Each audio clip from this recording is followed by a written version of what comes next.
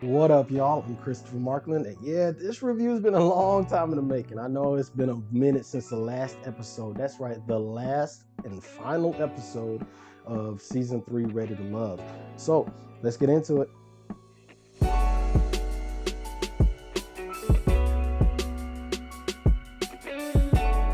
What's the status of you all's relationship? I want to give a Brian answer for real. For real? I know your next question is, are we together? You don't ask my question. I'm just going there. I've seen it happen a couple times. It's a natural progression of, so where are y'all now? What does that mean? Are y'all dating? Is it? Answer the question, Jay. No. One thing I've always liked about Jay is that he's pretty straightforward. Now, you may agree or disagree with what he says or how he moves, but if he's asked a question 9 times out of 10, he'll answer it. However, in this case, he pulled a Brian. He tried to use jokes. He tried to deflect. He tried to do everything outside of answering the question. And it really wasn't until Joy was like, yo, answer the question, Jay, that he finally got around to giving us a good answer. The way everything ended definitely kind of shifted the focus a little bit. And since we've been back home, then we have a good friendship. Jay's answer highlights to me what the problem with this particular format, how they did it in the resort, is that they're on a resort, meaning they're on vacation. So just like any other time you take a vacation, you go there, you leave all the stuff at home, and you have fun, you cut loose or whatever. And then when you get back home, it's time to get back to work. Because they were essentially on vacation, that's why you see them cutting the fool. They were out there, everybody creeping in everybody's room. And it's hard to believe that all these adults, all these good looking people were just there being completely honest. And there were some shenanigans going on. So with that being said, whenever you leave home behind, then whenever you get back home, you have to get back to work. And in this case, the work that they need to do is we're dating and really and truly putting in that hard work that it takes to make a relationship work. Been on one official date well, maybe two official dates that I can say. So from your perspective, Joy, what's the status of you all's relationship? With everything I was dealing with, we just kind of like put things on pause, but also just putting things on pause to really get to know each other. So for me, we are cultivating our situationship, our friendship, and that's situationship. Oh, Lord, we're friends first, to answer your question. So we are not together. Just on the flip side, one thing I like about Joy is that she answers the questions that are asked of her. And it shows. Now, keep in mind, we really don't know exactly when they wrapped the taping of the show and how long they went back home until now when they're doing the reunion show. We don't know if it's been a day, a week, a month. We really and truly don't know. So what Joy is saying right here is that, yeah, we've been back home, but they've only been on a few dates. Now, if they've only been home for a few days, so be it. However, based on some of the stuff that we find out later on in the show, we know that they've been there long enough so that way that they should have been on more than just a couple dates or had a few, phone conversations. Now, keep in mind as well, though, Joy did have some personal stuff going on with her sister. So, all of those different variables, of course, are going to affect how they date. But still, a few dates, I think it should be a little bit more than that if they were really serious about each other. I feel fine because that's who I am. Any day of the week, I was my authentic self. I do give off homegirl vibes. A homegirl is really a friend. Right. Right? Right. You've been married. Your wife is your friend, right? Right. So if you're going to be in a relationship, it has to start there. The foundation of a relationship is friendship.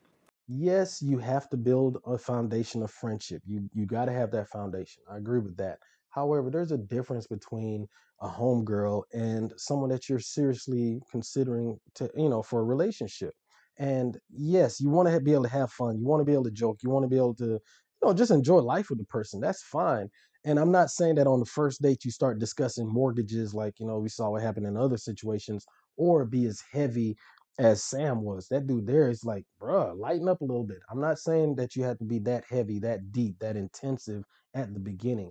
But at the same time, there has to be some seriousness to let the other person know that, hey, I am a serious contender, if you will. My intentions are serious. I am looking for something serious.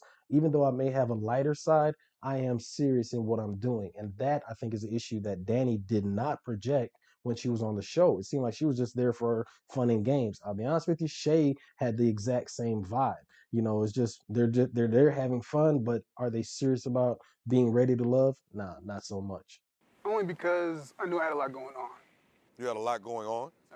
I just recently got some news that I have a baby on the way. Oh, really? Is this the third baby?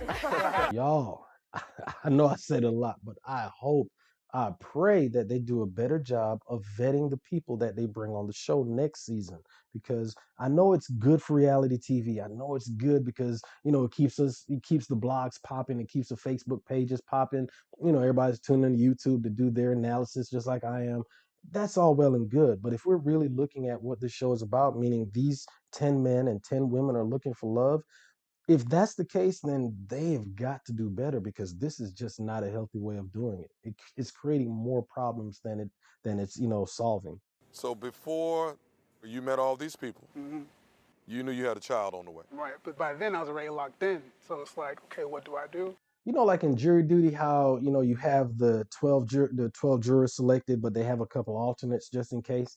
I hope that they have, maybe moving forward, that they have something similar to that. Because think about it, if Sam had made it all the way through and knowing he's got a baby on the way, now later on in the show we kind of see what happens when you get home and it's something that you ain't really planned on or whatever. It's like, basically all he's doing is wasting people's time, and who knows that there could have been somebody else who could have gotten on the show in Sam's place. You heard him say, well, it's too far and I just, they already got me and I couldn't do it. No, man, no. If you know that you are about to make such a huge life change, you're literally bringing life into this world, or at least you created a life, you're not ready to be jumping into a new relationship. Obviously there are things at home that have got to be resolved before you can move forward. And just because you sign a contract, I, there has got to be some kind of clause to say, hey, if you have this situation going on, you stay at home. Alternate number one, you come on. And that way the show can keep moving, but the people that are there are more ready to love. Again, third baby mama in a way. This is your third child. Third child. And for that to be the situation, on top of what I know I'm already dealing with on my own, I need to rearrange some things. Right. And You got some self-adjusting to do. absolutely. And the last person I want you hanging with is Raymond. Because he got 5. I'm glad Tommy made a joke about it, but when you look at how serious that is, you have 8 children by 8 different women between these 2 men. Between Sam and Raymond, they both have all these children. That's a lot. It's hard enough getting into a relationship when it's just one man, one woman, or however you want to define a relationship. When it's one person with another person, it's hard enough. But once you start factoring in, okay, baby mama, baby daddy, then the child, if not and then multiple children with multiple, in Raymond's case, baby mamas, in Sam's case, baby mamas, whatever, it's hard enough developing good, solid, strong relationships. But when you start playing around like this, man, it's a lot of people getting hurt. And more importantly, those kids are getting hurt. I understand he may be able to financially take care of them, whatever, and hopefully he's, both men are being good fathers to the kids. It's a lot. And until you can either slow that down, maybe snip something, do whatever it takes to not have any more, it's going to be difficult for these men to find love. It's going to be difficult for the women that they're involved with to find love, because you don't start a car off in 3rd gear. You don't start a car off in 4th gear. And that's essentially what you're doing with a relationship. You have the man, you have the woman in this case, you have the kid.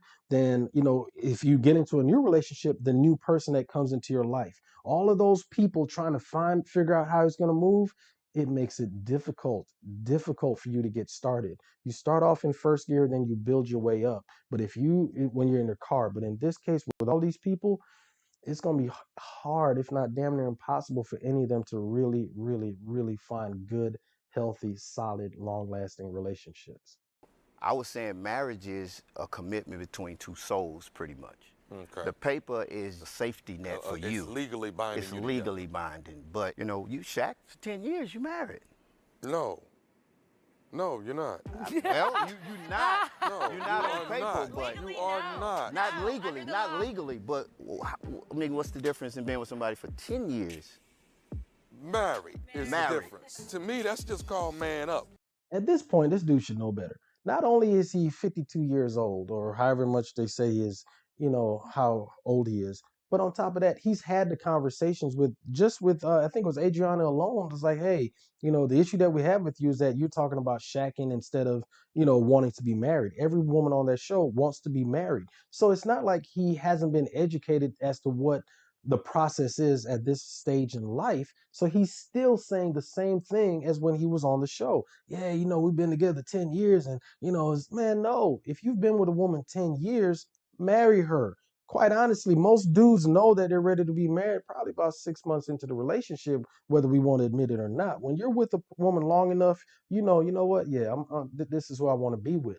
The thing is, if you are ready to take that step, then you take the mature step, or at least you start making the preparations. You may not drop down on one knee, after 6 months, but you start making moves to say, hey, this is who I want to be with. So you start looking at rings, you start doing this, you start doing that, you make preparations.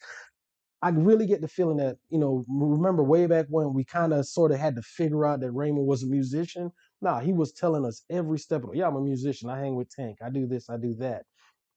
Raymond strikes me as one of the, and keep in mind, I don't know the dude, so this is just obviously speculation. Raymond strikes me as one of those dudes who enjoys the lifestyle that he has. And the minute that he has to say, yes, I'm married, it changes how he plays the game. But now, if he's not married, yeah, he can knock up women, he can do this, he can do that. And he's ultimately being honest when he says, yeah, I'm not married. And then he can go play around some more. But if he is married and then he has to tell a woman, yeah, I'm not married, even though he is, now he's being ultimately deceitful and dishonest. But him not marrying the woman allows him to have it both ways. I know plenty dudes that are like that. It's not healthy. I wish, I can't speak for how other men move. I just know I don't agree with it. It's just not the way you do it. And it causes more problems than it's worth, especially in the black community when it comes to our kids. But that's the impression that I've gotten of Raymond, because I've seen dudes like him and how they move. If you've been with a woman for 10 years, marry the woman. If you've been with her for 2 years, marry the damn woman. If not, keep it pushing, bro. Go find somebody else. If a lady lets a man do that at 5 years and then 7 years and then you look up 10 years, guess what? He's not going to marry you. That's true. It's not going to happen. That's true. You get what you allow. As much blame as we want to put on Raymond for shacking or, going with the flow, whatever the case may be, for 10 years, you got to put the blame on the woman as well for allowing that kind of behavior, even if there is a child involved. If you know that you want to be married, but the man that you're interested in, or the man that's pursuing you, or the man that you're dating for 10 years isn't making a move towards the ultimate goal, which in this case is being married, then you got to cut bait. As much as it may hurt, especially if there's a child involved, your child's father, whatever, then you got to go. I mean, to be on the road, on the hook for 10 years, 5 years, seven, whatever, is too long. Okay. In fact, in the next Markland Mondays conversation that I have, I do that every Monday at 7. You see the ad right there. We're going to be talking about boundaries. Boundaries. You have got to be able to set boundaries in your life, whether it's a time limit, meaning, hey, you and I are going to date for 2 years, 3 years. And if at the end of that time limit, we're not moving towards being married, et cetera, we're going to have to, I'm going to have to move on.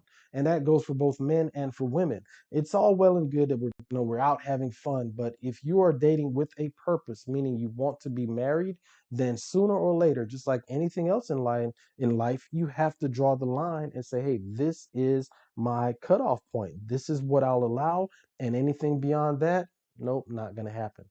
This case, Raymond, been with a woman 10 years. She allowed it. Hell, he'd be with her for 15 or 20 if she allows it. Say, you and Raymond have made a connection? Yes, me and Raymond had a chance to connect later in the show, right before he left. And he just has a matureness about him, and we got a chance to hook up and hang out. And he's just a grown-ass man. And I appreciate that. Okay. Is it romantic? No, it ain't romantic yet. He lying. He lying? He lying. He lying. Come on.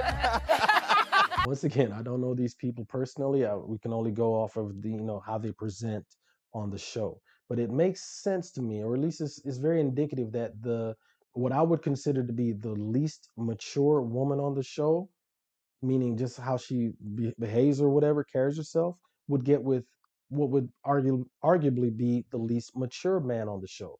Think about it. What we can say would be the most mature men between Rashid, even Kalfani, Jay, um, Chris, for instance, those men, how they carried themselves in a mature manner, were in no way, shape, manner, or form attracted to Shay and how she carried herself. So it speaks volumes that the person, even after the show ended, whatever, that she linked up with would be Raymond. Naya, you said you were not interested in Chris. Did I say that? No, I You did were not say that. obliging his interest. Absolutely. Did he try to fix it? He fixed it right away. Okay. And I think my energy shifted because I had others coming to me about something he and I had already fixed, and he went outside the house to still talk about it.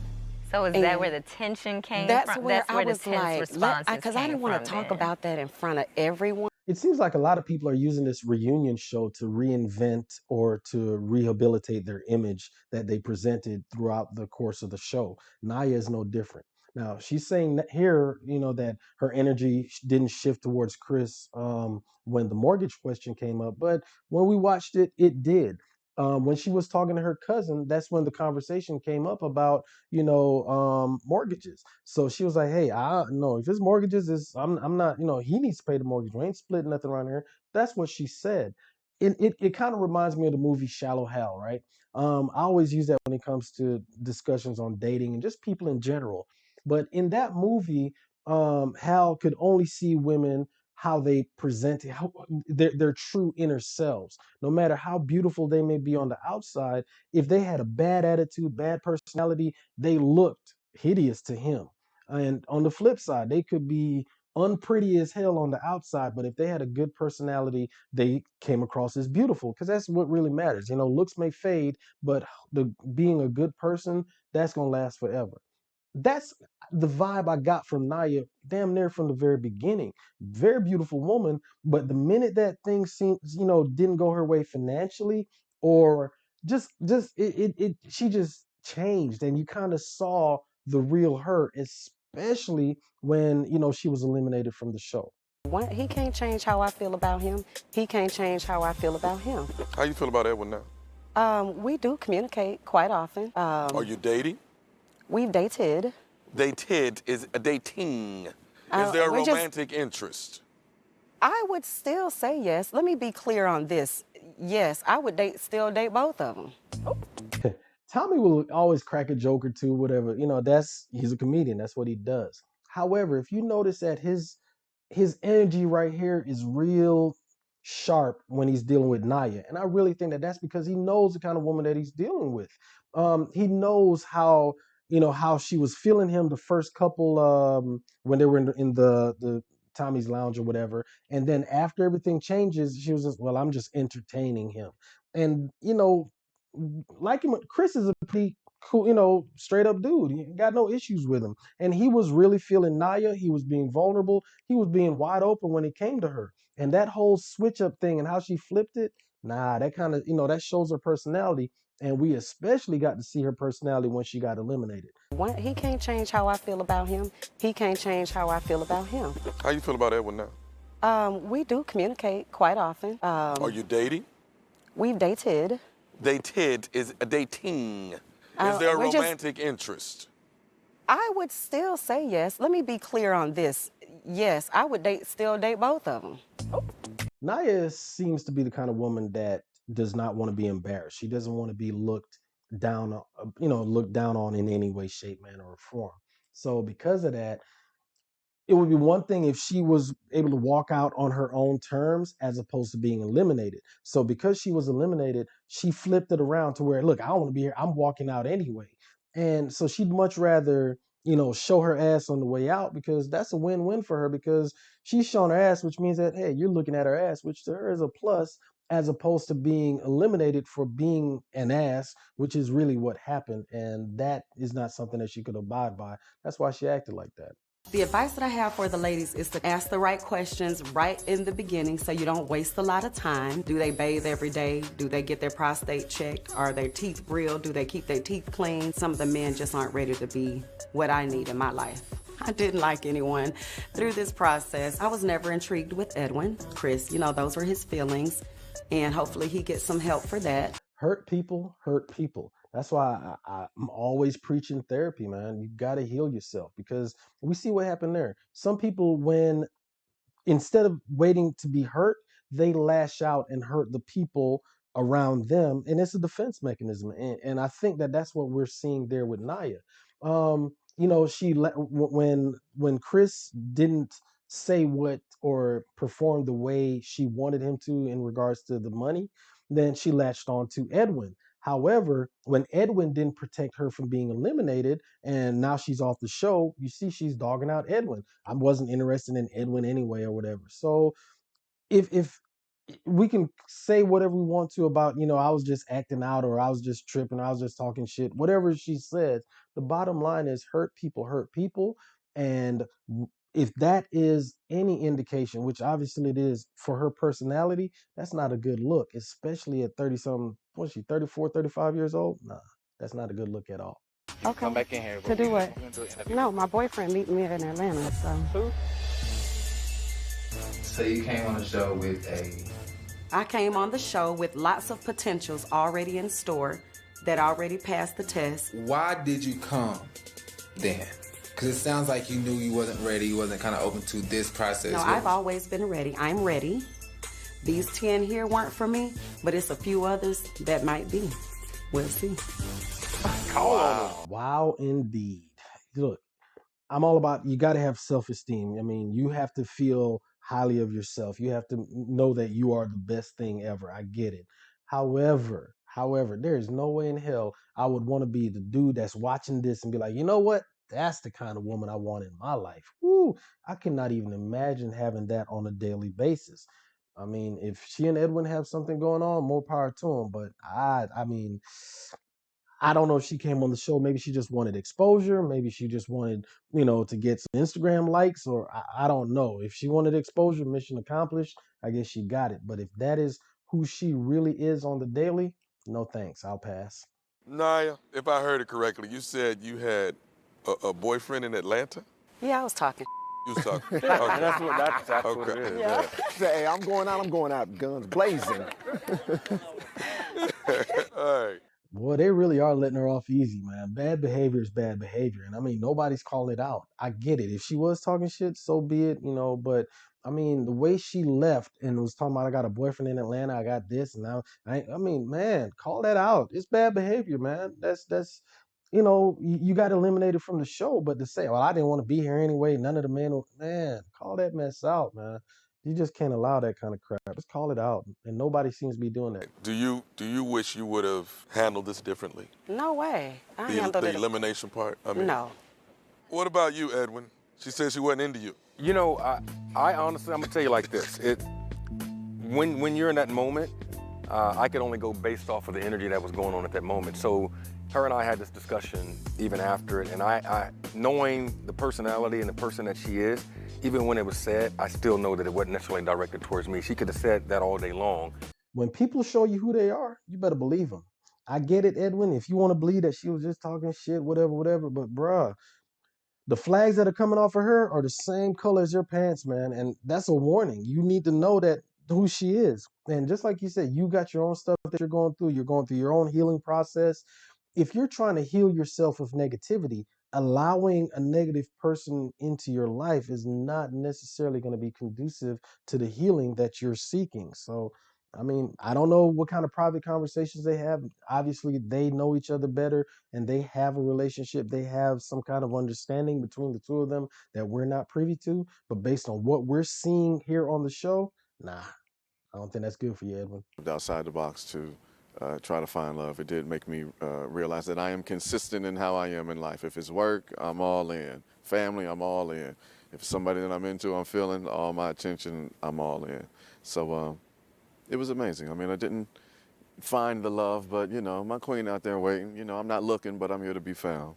You gonna find, they not gonna find you. He seeketh. The other way around, baby. We got to work on that. Well, I said, I'm not looking, but I'm here to be found. Even in that moment, Nia still jumped in talking about, Chris, we need to work on that. That dude seems to be just fine. But what I wanted to talk about is that some people in relationships, they start out 100% full, whereas others start out 100% empty. Meaning, if you start full, you're giving your all, and then it's up to the other person to take away until you've got nothing left to give. Whereas some people start out empty, and it's up to the other person to fill into them, to pour into them, and make them raise their level of trust and understanding and so forth up until they're filled up with love. And I think that Chris was that dude. He was 100%. He gave it his all. Nia, she didn't just take a little bit out. She just took the glass, threw that shit out the window, and it's just bone empty at this point. So now he's trying to recover. He's going through his healing process in order to fill himself back up to be ready for the next person. And even in that moment, it seems like she can't even give him that. She still wants to jump in and take away, which is why you saw him respond kind of defensive. No, what I meant was this it's like he definitely needs to get away from that kind of negative energy and continue working on himself. You can at least apologize for it, though, for the statement itself, because it's a broad statement. You know what I mean? It's a hurtful broad statement. Rashid, if that offended you, I do apologize, but at the same time, I'm not going to apologize for what I said because that was my own trigger for me. And we did have a conversation. Did we have a conversation? My God, that is not an apology. She starts out, and that's a big if I offended you, then I apologize, but I'm not going to apologize for what I said. Man, you can't have it both ways. That doesn't make any doggone sense. If you're going to apologize, apologize. Hey, I wronged you in this way, or I did this, or I said that, and you apologize for it. But she can't even bring herself to give a true apology. We did have a conversation, but I still never got a direct apology, and I still haven't received one from what you just said. I understand your traumas and what you've been through, and I have empathy and sympathy for those. However, my name was associated with the word, whether or not you called me that directly or said I gave traits of that. That's where I felt you should apologize for, because although you said it amongst the ladies with Tommy, that still is a group setting, and you could have possibly have shaped their opinion or thoughts of me. Rashid handled that absolutely perfectly. Not only did he call out her non-apology, but he also cited chapter and verse why her making that comment was damaging to him, both in that moment, but also in moving forward. Because, hey, you're damaging to me because if what you said planted the seed that, oh, that dude may be narcissistic, whatever, then it hurt his chances with any one of the ladies moving forward, where he could have had maybe a meaningful connection with them, but she created a hurdle that that had to be overcome because of her words. My dude handled that like a G right there. In fact, I was taking notes. Rashid, I don't have a problem with you. No, we fixed us after that. Go ahead, I want I'm to sorry. apologize to you because it feels like everybody wants me to apologize to you But I because don't it want was that a if that's not what misunderstanding. you feel, babe. But if you don't want to, if it's I'm not, going to apologize. I'm going to apologize for myself. If that made you feel a way, I do sincerely apologize. I don't want to say I'm sorry, I apologize. Listen, we all make mistakes. I don't think that I come off like I'm better than you. So instead of understanding where he was coming from and the point that he was trying to make and where what she did offended him, she instead tried to go into victim mode. And he kind of he nipped that in the bud and was like, yo, nah, that's not what I'm talking about. The reason why, or for me, let me qualify it. It seems to me that she uses the word if when she makes her non-apologies, because if means that there is room for interpretation, meaning it's not given. It's not you are wrong or you are right. So it's like if I do this, and the reason why is because if she doesn't, she's using that word to mean that she isn't wrong. Okay. So therefore, if she isn't wrong, that means that she's right. That means she is right, but the person that is misinterpreting her words or taking them out of context or doing something against her, so now of course she's the victim because they're the aggressor. If they are wrong, that means she is right. So I'm going to make this non-apology because you're coming at me and I'm the victim. So if I did something, then whatever. That is the issue with Denise. She never owns up to her negative behavior, her bad behavior, and gives a genuine, heartfelt apology because in her mind, in her eyes, she's not wrong. Therefore, whatever she did does not warrant a real and true apology. And it's not what you do, it's how you do it. You came like very forceful to me. I came forceful to you when you literally sat down with your hand on your hip and was talking to me like this, and I'm literally saying I'm trying to talk to you and understand. To me, that's coming off as disrespect. Well, you disrespect people on TV, and that's what you did. You disrespect people in person. So like I said, I don't even girl, know you. I'm from Acres Home, and had you would have been in Acres Home, it would not have been that way. Well, I'm not from Acres Home, I'm from Beaumont, so it don't matter. All right. I'm not finna go here. I'm not finna do this. Hi, Pot. I'm Kettle. Man, Denise has been moving recklessly when it came to the quote-unquote triangle between her, Adriana, and Kalfani. I mean, she was just saying all kinds of stuff, and, you know, just the whole thing and how she was carrying herself is now coming back to bite her. And if you recall, she was like, hey, boo, I'm not here to make friends. I'm just here to do this and do that. And it shows. You notice that no one is coming to her defense. No one is saying, well, I think maybe Denise was this. Nobody is saying that. You know, because if you recall when they were talking about Brian and his situation, somebody else would jump in and say, hey, well, you know, maybe Brian is this. Or when it came with not Brian, but or David or Naya, other people would at least interject on the other person's behalf or something. Nothing when it comes to Denise, because she's literally on an island by herself because of how she conducted herself throughout her time on the show. Adriana, can you squash it? Denise, can you two squash it? Adriana, it's been squashed. Okay. I've already had a conversation with her after the show. Adriana, are you good? No, I'm not. But I don't think I ever will be. I think at the end of the day, like, we're just two completely different women. And, like, I think even outside of the show, we wouldn't be able to mesh. We probably wouldn't be friends anyway. And that's fine. Like, it is what it is. Fair enough. You got to respect Adriana for that, man. She pulled a Cardi B right there. She's like, yo, remember when Cardi B said, you got beef with me, we're going to have beef forever. I ain't got to like you. We ain't got to be, you know, best of friends. It is what it is. Shit, I see you over there. You stay over there. I stay over here. And everything be hunky-dory. I like that. You got to respect it. I was hoping their reaction was, man, what you mean? Baby, fight for me. You fabricated the truth to make me feel some kind of way. When someone shows you who they are, believe it. So many times after a relationship ends, we try to look back and figure out where things went wrong. And in this case, Kofani called it out. And just like I said earlier, when somebody shows you who they are, you believe them. Denise tried to be manipulative and tried to, you know, get him to quote unquote fight for her or whatever. In other words, he was playing with her feelings and lying in order to do so. If, you know, wasn't no breaking up, whatever all that BS was. She tried to manipulate his feelings and it came back and bit her in the ass. That's why he's like, nah, I'm done with you. It was never hard for me. Okay. See, the picture was painted like it was hard and that I get jealous. It's never nothing about that. I'm not a jealous person. It didn't make me feel anything. We're here in a process. It's expected for you to go out on dates. It's expected for you to vibe. Just as well, it was expected for me as well. And I would never be jealous of you because I'm secure with myself. Baby, actions speak louder than words, baby. Humility is a must when it comes to personal growth. If you want to be delusional and think, you know, you have in your mind what you think you are versus who you really are. We just sat there. Denise just sat there and watched clip on top of clip on top of clip of her exhibiting jealous behavior just for her to turn around and say, I'm not jealous. I don't have a jealous bone in my body or whatever the hell it is that she said. If you see your bad behavior on display, full 1080p, high def, you see how you're acting, you either have to say, hey, you know what? Damn, that's how I am. I need to change that. Or B, that ain't me. I'm not jealous. I'm not whatever it is that they're trying to present me as being. No, that is who you are. And until you are open and honest with that, you'll never grow. You're going to still stay in the same place where you are now. What did I do? Denise. What did I Come do? on. Come Tell me, on now. that's been a while ago. Come on now, baby. Come on. A lot of time we can't always see ourselves in our full, whole entirety.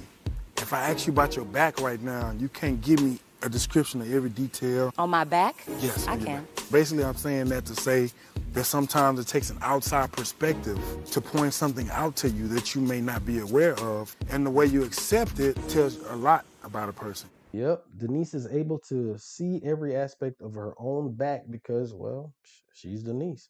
Kalfani's right. Sometimes we see ourselves a certain way, and the only way that you can actually grow is to receive the criticism of others and learn from it. Now, I'm not saying that you take everything that people say about you chapter and verse, because you will always be swaying and trying to, go off of what people say. However, you have to at least take some of the criticism, some of the feedback in order to grow, improve, and be a better person. I do have a guard because they take the assertiveness as me being aggressive and having an attitude, or I'm this and I'm that, right? It's not that. It's if I see or I'm witnessing that somebody's trying to set me up, my guard goes up. So it is what it is. How you see it is how you see it. Like, So, was it 20 plus years of not being vulnerable? And part of the reason for that is, it is what it is. In other words, I am who I am. I'm not changing for nobody. It is what it is. I'm just going to keep being the person that I am. So, it's going to be 21 years, 22, 23 until she changes that. If you notice, man, throughout this entire season that we've watched Denise, she is never wrong. She is never mistaken. She has never seen things from the other person's perspective. She is just, it's either win or lose with her, and damn it, she will not lose. And she's not there to make friends until she adjusts some of that behavior and starts making changes towards some personal growth. She's going to be the same person that she is now, and that's just, it's going to, in my opinion, lead to a very lonely existence. What happened after you left the resort? Whenever we got back to Houston, he told me that he wanted to have dinner just so we could talk about some things.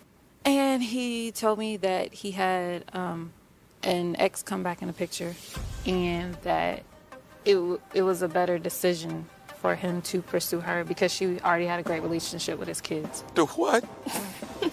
Come on, Calpani, for real, man. Man, there's no way for an ex to come back into the picture. It's just not going to happen. Either they never left or you left the door open for them to come back in. Also, you heard that laugh from Denise? That right there is why, in my opinion, Denise will never grow because Adriana was dumped by Kalfani after Kalfani dumped Denise. That means that Denise wasn't wrong because Kalfani was wrong. So therefore, why would I need to change? Because I'm not wrong in this. It's Kalfani's wrong behavior. So therefore, if I'm not wrong, that must mean I'm right. And that right there is part of the problem. When I got home, there was a note on my door. So we talking about the next damn day after Like an you get eviction home. notice? I'm trying to understand. You've made a great connection. So we get back and a note on the door can change all that? Well, like she said, I had a relationship with this woman before. Why'd she come back? Me? Nobody can just come back. It doesn't work that way. See, either, like I said, either you left the door open for them to come back in, or they never left in the first damn place. All right. And that is why I am not a fan of backtracking. If it's over, it's over. Ain't no coming back because I have closed that door. And if all it took was for her to leave a note on your damn door for her to come back into your life and you damn near contemplating marriage, then she was never gone.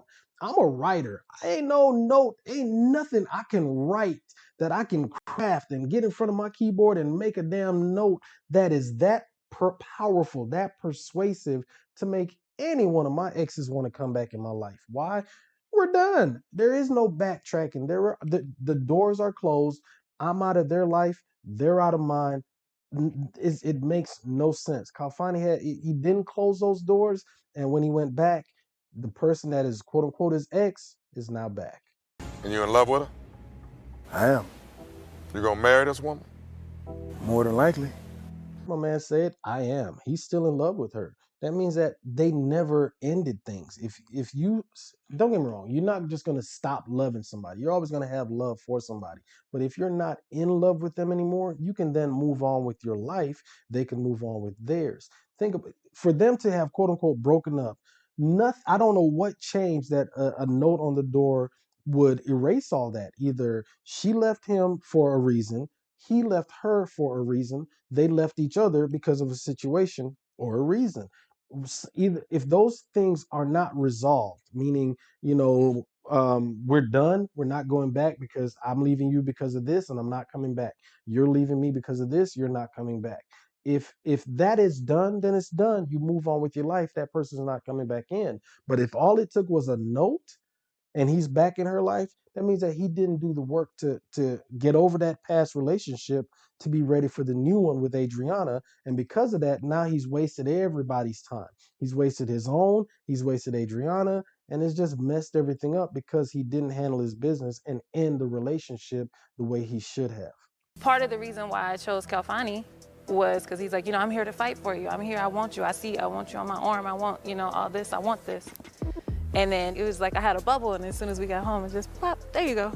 But the only part for me was just wondering, was the connection real? Do you think I could have faked all the moments that we shared, knowing how genuine of a person I am, how honest of a person I am? Yeah, I hear you, bro. You were so genuine with your ex too. You were so honest with your ex too. Hell yeah, she's got doubts. Look at your track record. It makes sense, man. I mean, let's say she sees how he's moving now. Now he's back with his ex. Let's say he's quote unquote breaks up with his ex and tries to get back with Adriana. Man, hell no, I wouldn't believe you. Look at how you're moving. What's the possibility of re-exploring something like this? I have nothing bad to say about her. I had nothing complimentary things to say about Kalfani as well. Some of the mannerisms when she would speak about me, It wasn't just for the sake of whatever. Like, body language would change slightly, right? And she gets so bubbly and so excited talking about Kalfani. She made you feel like you're in high school. Hold on for a second. What y'all talking about? That kind of sort of is exactly what Rashid was talking about when it comes to chasing versus courting. Think about even Adriana was all over Kalfani. So Rashid knew this. I mean, he had to know. Stevie Wonder could have seen that, you know, the connection that she had with him was on a whole different level than what he had with her. So with that in mind, think about it. If she had ultimately said, you know what, Rashid, I want you and I to be together, all it would have taken from Kalfani was a note on her door or a text or him popping up or some mess, and she'd be gone. And think about this as well, man. Not only is it just rude that, you know, he's over there talking basically to Tommy about her, but once again, she's focused on Kalfani. It shows the level of respect that she has for him, in that whatever you saying, it ain't really worth a flip because I'm over here with this dude who I really want to be with. Adriana, did you hear anything he said? I'm sorry. Wow. We still got a problem. We talk about it all the time. The process can be tough. Got to be patient and present. And you missing it. Alrighty then. Rashid, you was head over heels. Yeah. That was your number one. Yes, sir.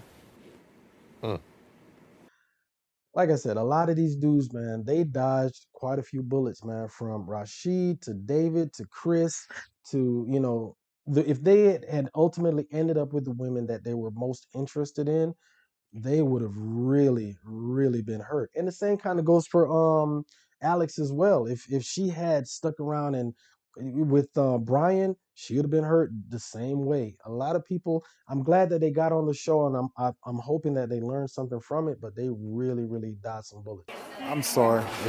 I never meant to make you feel any type of way. Yeah. Really. My feelings were always real, 100% real, 100% genuine. You know, I don't play like that. Yeah. I hated to have to put it all out, but you know, Yeah. that's what happened, you know. It'll be all right. It'll go away.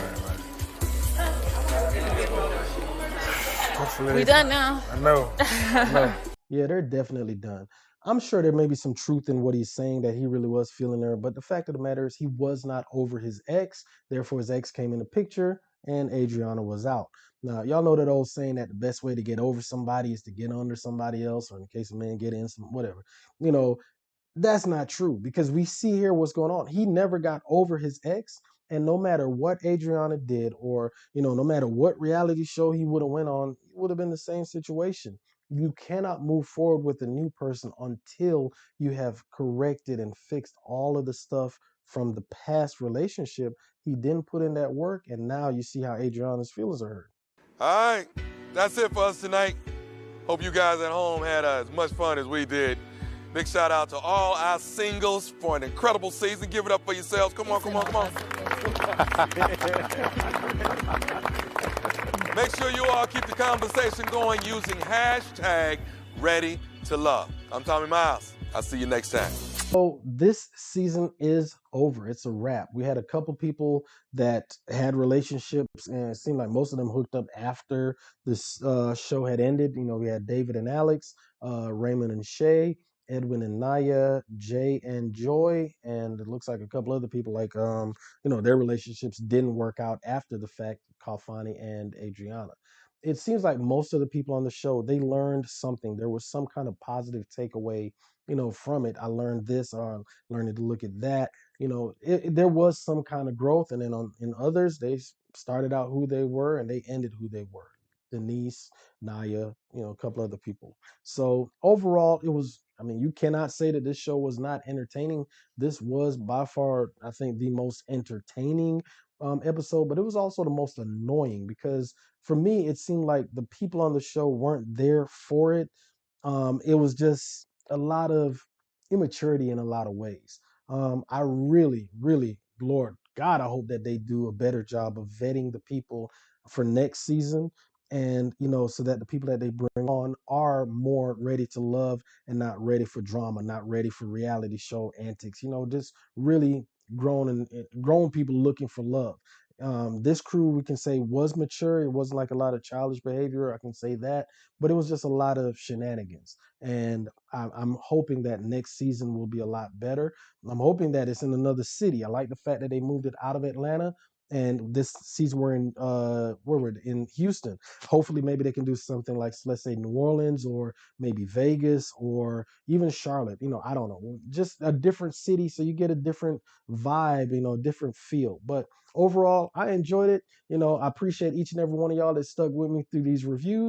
I know this one took a long time in getting here, but we here, y'all. We determined. I got it done, and I appreciate everyone's support.